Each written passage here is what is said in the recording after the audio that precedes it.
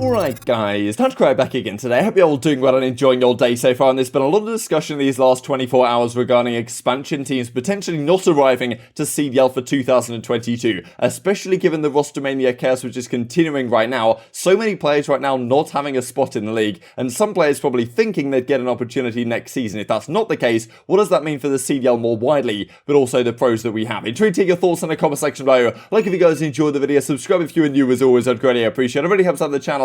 Thank you very much indeed for doing that. First of all, I wanted to mention this that came out from Najod, giving up his partnership status on Twitch so that he can potentially co-stream the YouTube games for the CDL on YouTube going forwards. Now, this is really interesting. We've seen other esports definitely leverage the opportunity to have these co-streams going on to great effect. Valorant, I think we see it used a fair bit. Hasn't really been happening in Call of Duty as of yet. Would be very interesting for a guy like Najod, who's technically an owner but also a creator in a sense, is potentially doing something like this. It'd be pretty cool to see. I mean, we've seen Vikkstar do it. I'm not sure if Nick Merckx has had some arrangements with that, but you'd think maybe Nick Merckx could do it for FaZe at some point or another, but Vikkstar's certainly been doing it for last year on the London side of things, and also I'm pretty sure Seattle Surge do like a co-stream that they do at the present time as well, so it's definitely been an option, but this has been a great thing for other esports, and I think that Call of Duty would be sensible to go down this route. I'm not sure Nature will actually be able to fully execute this, but it seems like maybe some discussion is going on behind the scenes to make this happen, so could be another pretty cool thing for the CDL going forwards, and maybe proving that this whole YouTube deal is actually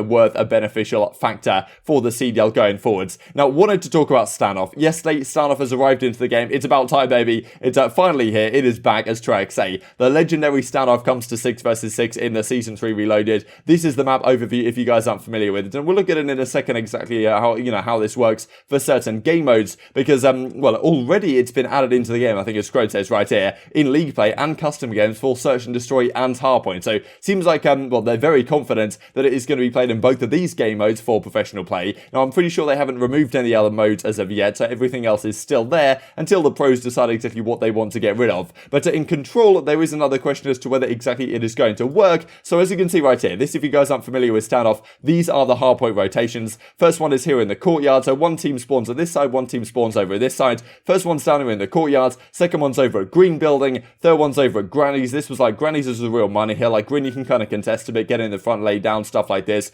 Obviously one you can contest pretty much from this side of things and this side of things, but Granny's was pretty hard to contest. And then the other one's over at, I'm pretty sure I used to call it bottom yellow because the walls in here are kind of yellow or whatever, over towards crates. So 4 rotations on this hardpoint map, absolutely spectacular stuff at hardpoint. In Search and Destroy, it looks like this. So I mean, here are the 2 bomb sites that I've kind of stuck onto the map right here. So I'm pretty sure this is A, I'm pretty sure this is B, or maybe it goes the other way around. Can't really remember. But offense spawns on this side, defense spawns on this side. You kind of get the drill. And this is Control. So a few people were pointing out exactly how this works in Control, because these are the 2 spawns, or these are the 2 points. Now, okay, this one is exactly the same as the hard point, to my understanding. Now, I've kind of done the box a little bit wrong here. It looks a bit ugly, but you get what I mean. The first one's over here.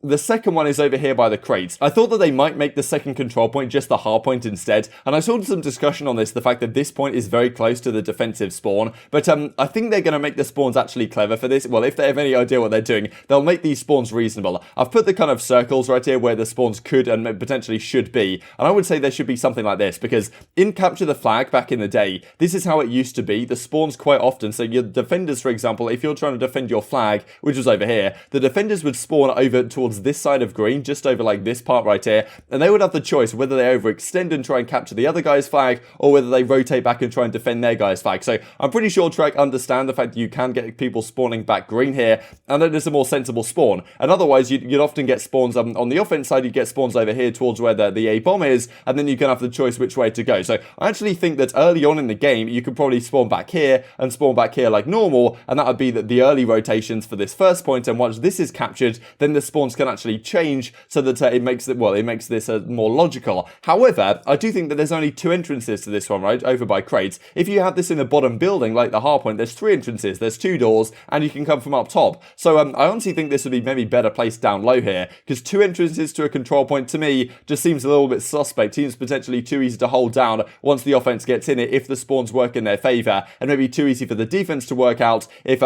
maybe the offense end up spawning further back. So to me, some questions in Control. well. I think it can certainly work. I think if they get the spawns right here, this can certainly work, but the fact that there's 2 entrances, I would consider moving it into bottom yellow and at least having 3 entrances and then making the spawns maybe further out back green or something here for the defensive side. So yeah, you get some mid-map battles, and then of course you have to cross here, which is always going to be a bit of a challenge, and there's a lot of things that could be very good on this map, but I'm sure you guys are going to have a blast with this in league play when you do get the opportunity to hop on. This other thing that Chrome points out as well that Matt Scorn says right here, so you guys may have noticed if you've hopped on the fact that when you spawn in respawn, for some reason your guy like blinks his eyes, and but a really slow blink, and then he like finally opens them up again when you spawn in. You get this kind of black screen thing, and apparently Matt Scorn said that it's something to do with when you come from spectating back to respawn, they'll get it sorted. So seems like they're working on that issue, thankfully, because it was kind of a frustrating thing to deal with last night. But let's talk about this thing, because Zuma comes out yesterday, as Chrome points out, on the flank. Haven't got the opportunity quite to dive into it yet, but I will certainly do see if there's anything more spicy to discuss tomorrow. But again, hearing rumours that expansion teams are no longer a thing for next year. This has been a discussion for quite a while now, the fact that, okay, at least next year for 2022, expansion teams are going to be coming in. There's some significant talent on the bench outside of the league that, well, should get a spot in the league. But supposedly that's not going to be happening anymore. Big implications here for not only the CDL more widely, but also these pros that are stuck on the bench. Now he took himself out of the league. What if we have no expansion teams next year?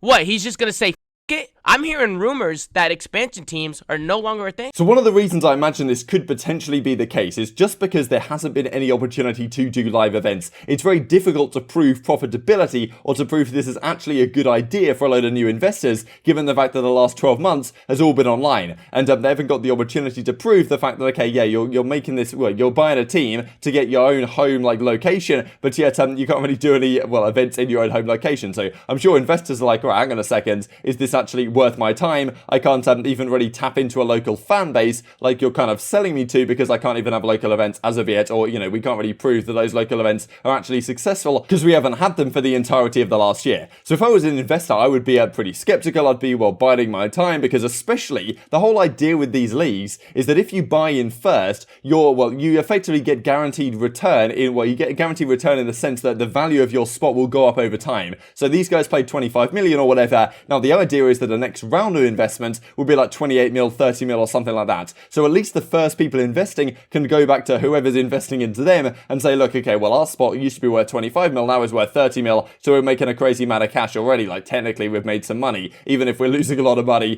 because making revenue in esports is pretty tough as it is. So okay, if the second round of investors coming in and they don't actually want to pay this inflated salary or this inflated amount of cash, then that creates some significant complications, because then it means that the original investors are like, well, hang on a second, if people don't want to come in more and well, pay all this money, that's kind of what Activision said that would happen, and now our investment's looking a little bit questionable. So I don't know, a lot of things to say here, but apparently the appetite was there. I mean, Joanna Ferries was talking about the fact that there was a lot of appetite from Europe and around the world to get one of these spots, but maybe there just isn't enough appetite at the price point that they want to put it at. Maybe other teams would be interested for 25 mil, 20 mil, something in that ballpark, but maybe not like 30, 35 mil, whatever they're pushing for, just because they kind of have obligations to their initial investors to, well, increase the prices. So really interesting stuff. Now, of course, that doesn't look great for the CDL in general, but also there's the whole discussion of what this means for the pro players, because there's so many great players sitting on the bench right now that we thought would get some opportunity in the CDL this season or last season or whatever, and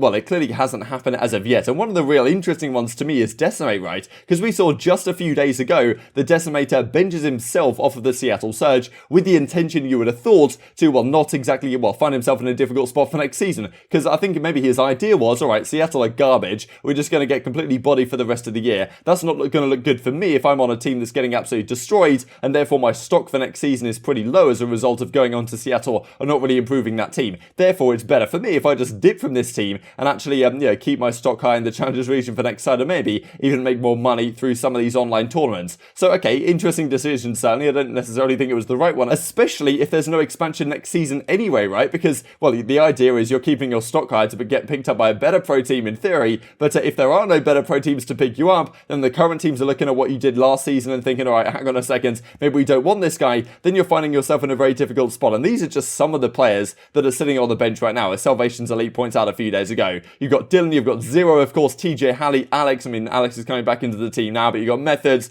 Slacked, Slasher, Loony, Parasite, who was in the team earlier this season, Accuracy is now there, Diamond Con, Vivid, Fire, for example. So many names that now find themselves on the bench that have been staples of the Pro League, some of these players, for many a year. And where can they find themselves? I honestly think roster mania, regardless of what happens this offseason, is going to be insane. It always is. But, you know, if there was expansion coming in, there'd be so many more storylines, and I don't exactly know how they would manage a 16-team league, in the sense that right now the amount of games they have per day is already kind of maxing out in a sense. Like, obviously they could have more games in a day, but I feel like for what they want to do, having the format that they have right now is pretty much the limit of what they want to do with 12 teams, at least the amount of broadcast hours they want to have. So, I mean, I'm not sure what they would do with 16. Maybe they'd have to do a couple of, maybe 2 streams at the same time, or something like that. They'll probably figure it out eventually, because probably it will go to 16. But, you know, I mean, look at some of these names, right? You've got Slasher, especially Slasher and TJ.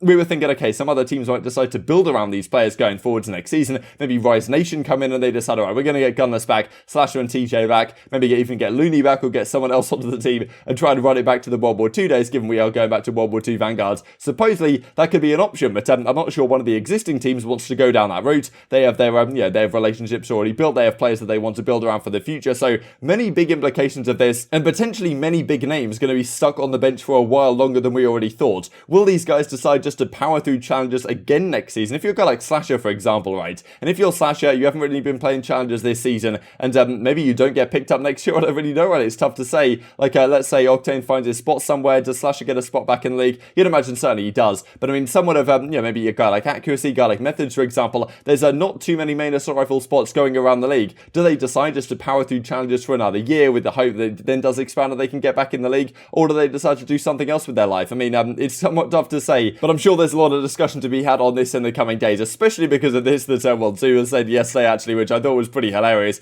regarding Lionman's player cards. Who goes no Lionman and the player cards he makes after the games conclude, the stages conclude, all that type of stuff, saying that some of these organization owners just straight up look at these cards to decide if a player's any good or not, and that's how they drive some of their roster. It's remarkable that these are some of the decisions that are being made. At the end of the day, those Lionman cards are purely stats, doesn't take too much into account in terms of, what the team thinks about them, right? Of course, the cards are fantastic and they do a great job for the fans, but if I'm like a general manager of a team, I'm not using them to decide who I actually think is a good fit for my lineup. But apparently some of these, Pro League teams are, and that may have some implications for, how many of these Challengers players that are sitting there not getting the opportunity to have a good Lionman card because they're playing in Challengers to actually get picked up onto squads next season. So many remarkable things going on right here. Very much intrigued to hear your thoughts in the comment section below. To finish off the video with a couple of very interesting statistical things. This, firstly, from Rad11 Stats, longest map win streaks so far. So Toronto Ultra have the longest at a 12 map win streak from the Stage 2 Major, when they finished it off with a 3 maps in a row victory at, in the Grand Finals against FaZe. Then they won 3 series 9-0 in a row at the start of Stage 3, before they then lost 1 map to the Minnesota Rokkr on Raid Points